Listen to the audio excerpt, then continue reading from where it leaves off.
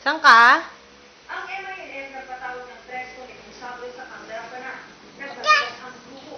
Hindi raw nila isusuko silang Huracán at Bravo ang mga kumaderete ito nga sa illegal harassment sa North Cotabato, Plano del Norte.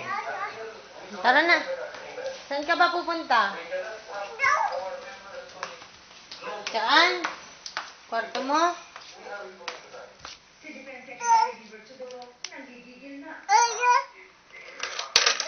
Tara na sa labas. Doon tayo. Tara. Tara. Tara. Dito, wala ka na dyan. Nandito na lahat. Pero pakiramdam ng MILF, Huli ka. Katag Bravo ang party Bilis. ng militar ngayon, kundi ang buong pwersa ng MILF. Ano? Will not change Ano, Neng? on their position that the possibility of the Papasok ka na ba, Maxine? Tingnan ito notebook mo, oh. Maxine, ah. Notebook mo, oh. Oh, notebook mo yan. Hawakin. Simula ng sumikab ang gulo sa North Cotabato, Notebook mo. Ayon ang pugsyan ng bayan Ito, notebook. ang naitala sa Central Mindanao. Umaabot na rin sa 17 sundalo at 5 kaso ang napapatay. Wala hanggang saktong bilang ang AFC sa panig ng MILF na kanilang napapatay. Malaking bilang na ang nilalagas. Ganda.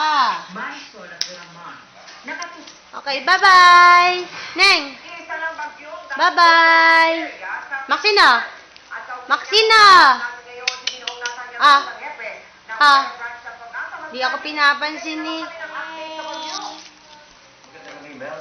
Ang pangatlong bagyo para sa buwan ng Agosto ay nagmula sa isang low pressure area dito sa may Philippine Sea o sa silangang bahagi ng ating bansa. At ito ay nagtatanggal ngayon ng pangalan Tropical Depression Lawin. Kanina ikapit ng hapon, ang Tropical Depression na Silawin ay natagpuan sa layong 550 kilometro sa silangang Tibog Silangan ng Bye-bye, kiss. At ito ay nagtataglay ng